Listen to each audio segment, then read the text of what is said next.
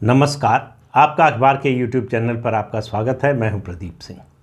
वो एक कहानी आपने सुनी होगी, लघु कथा है कि कुछ नेत्रहीन व्यक्तियों ने जब हाथी से उनका साबका पड़ा, हाथी को छूने का मौका मिला, जानने का मौका मिला, तो कैसे उन्होंने उसका वर्णन किया। जिसके हाथ में जो अंग आया उसके अनुसार बताया। पूँछ आई, किसी के हाथ में सूंड आई, किसी के हाथ में कान आया, किसी के हाथ में पैर आए, तो वैसे उस तरह से उसका वर्णन किया। उनके हिसाब से ये जानवर यही था। तो उसी तरह की कुछ स्थिति बन गई है कर्नाटक विधानसभा के चुनाव के नतीजे आने के बाद विपक्षी एकता की। विपक्षी दलों में अलग अलग तरह से इसको परिभाषित करने की कोशिश हो रही है। एक मुझे बड़ा इंटरेस्टिंग सबसे जो बयान लगा वो शरद पवार का। बोले कि हम इसी फॉर्मूले से जो है 2024 का लोकसभा चुनाव लड़ेंगे। अब भाई मैं तो नहीं समझ पाया, आपको समझ में आया हो तो बताइए कि कर्नाटक में कौन सा फॉर्मूला था। जो फॉर्मूले की अभी तक बात हो रही है विपक्षी एकता में कि बीजेपी के खिलाफ एक पार्टी का एक ही उम्मीदवार हो, मतलब पूरे विपक्ष का एक ही उम्मीदवार हो, दूसरी कोई पार्टी उम्मीदवार खड़ा ना करे। तो कर्नाटक में तो ऐसा हुआ नहीं। खुद शरद पवार की पार्टी ने उम्मीदवार खड़े किए थे। ये अलग बात है कि 4-5 सीटों पर ही किए थे, लेकिन किए थे। मुंबई कर्नाटक में शायद किया था उन्होंने। उसके अलावा जेडीएस जो तीसरी पार्टी थी वो तो चुनाव पूरी तरह से लड़ ही रही थी, जितनी उसकी शक्ति है उतना भर लड़ी ही। और कांग्रेस बीजेपी तो थे ही। तो बीजेपी के खिलाफ कर्नाटक विधानसभा में एक उम्मीदवार नहीं था। कांग्रेस का उम्मीदवार तो था ही, जेडीएस का उम्मीदवार था, उसके अलावा इन छोटी पार्टियों के भी उम्मीदवार थे। तो ये कौन सा फॉर्मूला था कर्नाटक का, ये समझना ज़रा मुश्किल है। शरद पवार शायद आगे इस पर कुछ प्रकाश डालें, बताएं कि क्या फॉर्मूला था।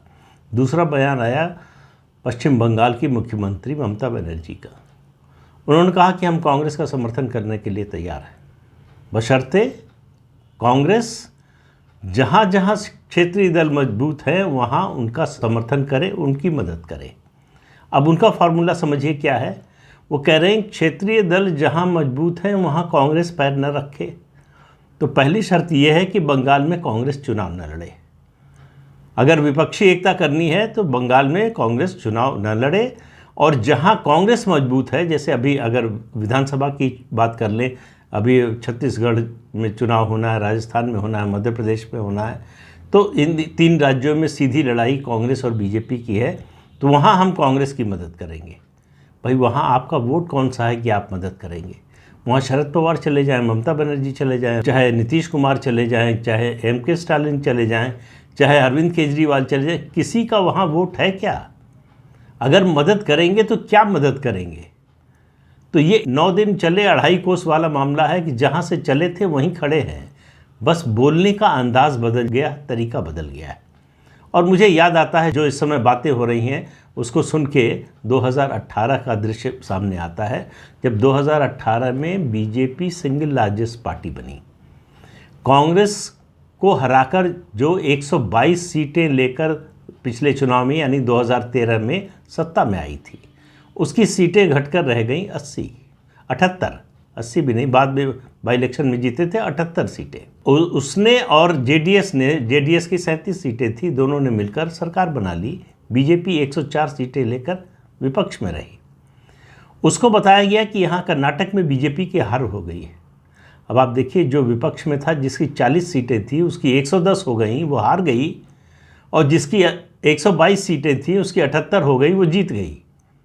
अब ये जीत की और हार की परिभाषा, चुनावी हार की परिभाषा तो ये पहली बार सुनी मैंने।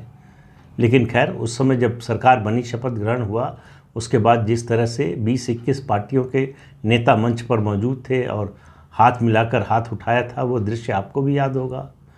और ख़ास तौर से एक फ़ोटो बड़ी चर्चा हुई थी जिसमें सोनिया गांधी और मायावती ने हाथ मिलाया था। तो इस तरह के क्षणिक अवसर जो हैं एक परिस्थिति में, एक घटना के बाद आते रहते हैं।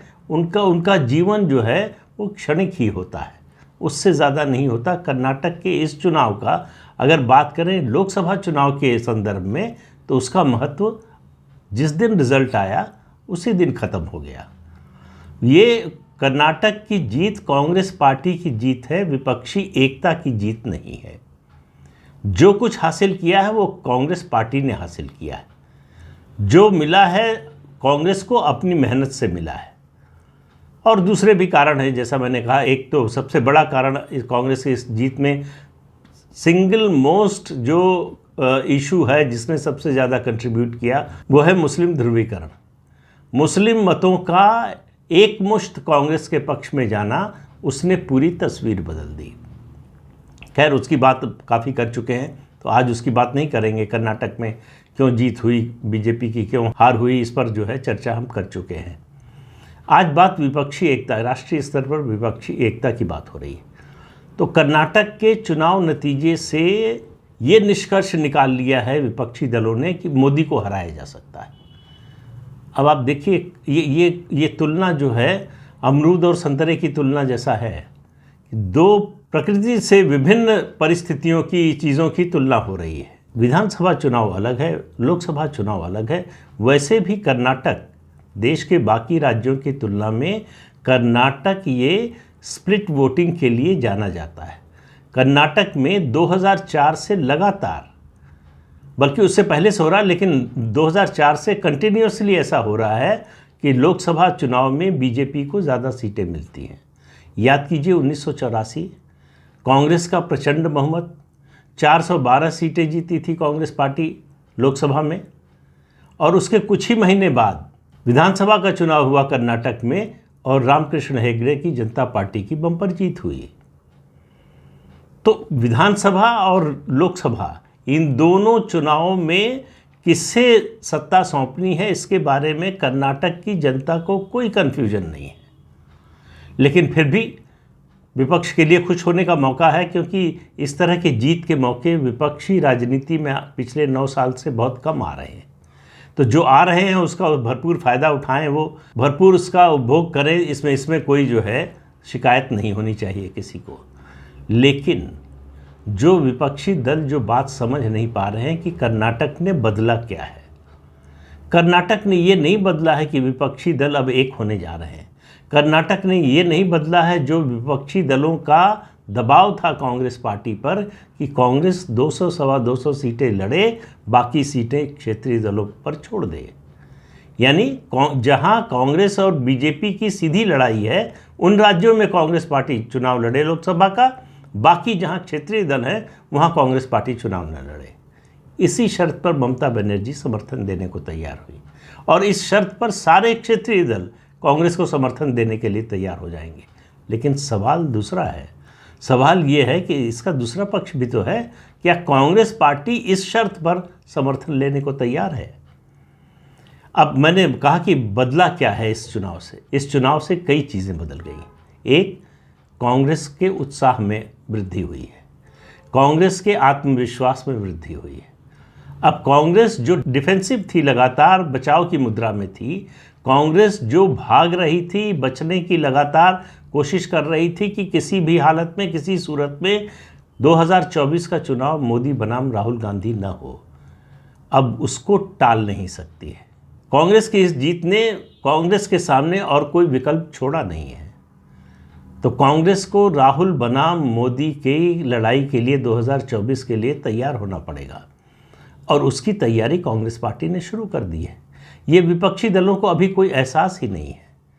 कांग्रेस पार्टी पहले से इसको उम्मीद थी कि वो कर्नाटक का विधानसभा चुनाव जीत सकती है, तो उसने मान लिया था कि यही राहुल गांधी का लॉन्चिंग पैड होगा। अब आप इसमें चाहे जितने पीछे, इसके पीछे, लॉन्चिंग के पीछे री लगाना चाहते हैं लगा सकते हैं, रियाते रहिए, जितनी देर री कर सके वो कर सकते हैं। क्योंकि पिछले 19 साल में राहुल गांधी कितनी बार लॉन्च और रीलॉन्च हुए हैं इसकी गिनती भी अब छूट गई है। तो कैसे तैयारी शुरू हो गई है? प्रधानमंत्री नरेंद्र मोदी की तर्ज पर विदेश से अपनी छवि चमकाने की कोशिश। अभी मार्च में वो लंदन गए थे, वहाँ जो कुछ किया उससे फ़ायदा कम हुआ, नुकसान ज़्यादा हुआ। उस चक्कर में प्रतिष्ठा गिरी, कांग्रेस पार्टी की किरकिरी हुई, कांग्रेस पार्टी को हर सवाल पर जवाब देना पड़ा, कांग्रेस पार्टी को डिफेंसिव होना पड़ा कि राहुल गांधी ने ऐसा नहीं कहा था। उन्होंने वहाँ कहा कि भारत में जनतंत्र ख़त्म हो चुका है और यूरोप और अमेरिका और दूसरे देशों को जो है इसमें दखल देना चाहिए, हस्तक्षेप करना चाहिए। इस सब को कांग्रेस ने सिरे से नकार दिया। ये सारी बातें वीडियो पर हैं। इसलिए राहुल गांधी ने क्या कहा ये किसी को समझाने की ज़रूरत नहीं है। जिसने भी वीडियो देखा या उसका ट्रांसक्रिप्शन पढ़ा उसको पता है। अब राहुल गांधी 31 मई को अमेरिका जा रहे हैं 10 दिन की यात्रा पर, और अपने पूरे पॉलिटिकल करियर में पहली बार वो मेडिसन स्क्वायर पर, जहां नरेंद्र मोदी कई बार बोल चुके हैं, एनआरआईज को संबोधित कर चुके हैं, वहां 5000 एनआरआईज को 4 जून को संबोधित करेंगे। उसके अलावा वो वाशिंगटन डीसी भी जाएंगे, वहाँ स्टैनफोर्ड यूनिवर्सिटी में एक पैनल डिस्कशन में भाग लेंगे और दूसरे बिजनेस के और पॉलिटिक्स के दूसरे लोगों से मिलेंगे भी। तो राहुल गांधी की इस बार रीलॉन्चिंग अमेरिका से होगी। अमेरिका से जो है रीलॉन्च होकर वो भारत में प्रवेश करेंगे। अब आप कल्पना कीजिए राहुल गांधी का आत्मविश्वास का स्तर क्या होगा, कांग्रेस पार्टी का आत्मविश्वास का स्तर क्या होगा। अभी तक कांग्रेस पार्टी विपक्षी एकता की बात आते ही पीछे हो जाती थी, क्षेत्रीय दलों को आगे कर देती थी कि ये बात करेंगे। कभी ममता बनर्जी, कभी शरद पवार, कभी नीतीश कुमार, कभी केसीआर, कभी आम आदमी पार्टी, इनको चाहती थी कांग्रेस पार्टी की ये पहल करें। कांग्रेस पहल करती हुई नहीं दिखे, क्योंकि पहला सवाल उससे पूछा जाता भी था कि क्या राहुल गांधी प्रधानमंत्री पद के उम्मीदवार होंगे। अब मुझे नहीं लगता कि इस सवाल पर कांग्रेस आने वाले दिनों में चुप्पी धारण करने वाली है। इस सवाल का जवाब बहुत जल्दी ही कांग्रेस देना शुरू करेगी। और अगर राहुल गांधी को प्रधानमंत्री बनना है तो 200 सवा 200 सीटों पर लड़कर प्रधानमंत्री नहीं बन सकते। उसके लिए उनको कम से कम 350-400 सीटों पर कांग्रेस पार्टी को चुनाव लड़ना पड़ेगा, और इतनी सीटों पर चुनाव लड़ना पड़ेगा तो विपक्षी एकता का कोई प्रश्न ही नहीं उठता। नतीजे आने वाले दिन ही कांग्रेस पार्टी ने घोषणा की कि वो तेलंगाना का चुनाव अकेले लड़ेगी, कोई गठबंधन नहीं करेगी। उससे पहले केसीआर की पार्टी जो बीआरएस है, भारत राष्ट्र समिति, उससे गठबंधन की बातचीत चल रही थी। केसीआर भी तैयार थे कि वो कांग्रेस के साथ गठबंधन कर सकते हैं। वो संभावना खत्म हुई। एक ही जगह जहां गठबंधन की उम्मीद बन रही थी नए गठबंधन की, वो खत्म हो गई। अब इसके अलावा आप ममता बनर्जी ने जो बोला उससे आप समझ जाइए। तो अगर आप तब भी न समझे हो तो अधीर रंजन चौधरी का बयान सुन लीजिए। उन्होंने कहा कि ममता बनर्जी चाहती हैं कि हम जो है पश्चिम बंगाल में चुनाव न लड़ें, यानी कांग्रेस अपने उम्मीदवार खड़े न करे। तो उनका ऐसा तो हो ही नहीं सकता, हम बंगाल में चुनाव ज़रूर लड़ेंगे। ये है विपक्षी एकता की तस्वीर। अब सवाल ये है कि विपक्षी एकता के मायने क्या है, विपक्षी एकता किन अर्थों में हो सकती है। विपक्षी एकता समान विचारधारा पर हो सकती है, विपक्षी जो कि अलग अलग पार्टियों का, बल्कि कहें जितने क्षेत्रीय दल हैं उनकी कोई विचारधारा भी नहीं है। परिवार की जो पार्टियां हैं उनका विचारधारा से दूर दूर तक कोई लेना देना नहीं है।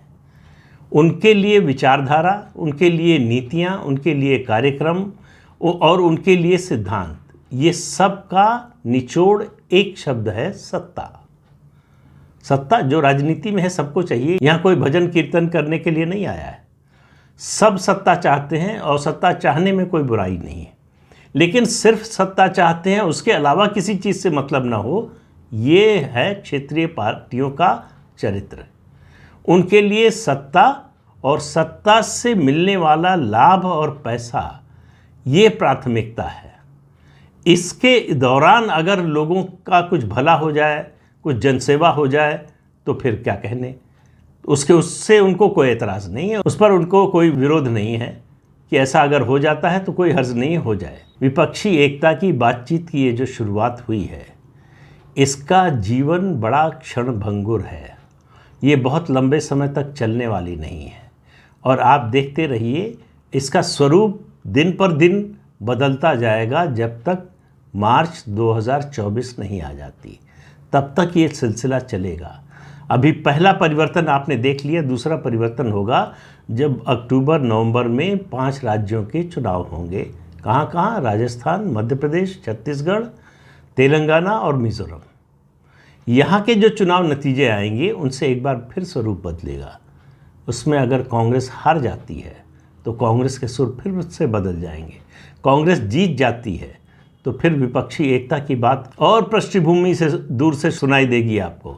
उसकी आवाज़ भी आपके कानों तक पहुंचना मुश्किल हो जाएगी, इतनी धीमी आवाज़ होगी। तो इसलिए इस विपक्षी एकता की कोशिश से बीजेपी को कोई डरने घबराने की ज़रूरत नहीं है। जो डरने घबराने चिंता करने की बात है भारतीय जनता पार्टी के लिए, वो अपने घर के अंदर की समस्या है, अपने घर को ठीक करने की, अपनी रणनीति को पुनर्रेखांकित करने और पुनर्निर्धारण करने की। भारतीय जनता पार्टी बदलाव नहीं करेगी तो उसके लिए आगे का रास्ता कठिन से कठिनतर होता जाएगा। तो इस अंक में इतना ही। अगले अंक में फिर मिलेंगे किसी नए मुद्दे के साथ। तब तक के लिए अनुमति दीजिए। आपसे अनुरोध है कि ये चैनल देखिए, शेयर कीजिए, लाइक कीजिए और सब्सक्राइब ज़रूर कीजिए। नमस्कार।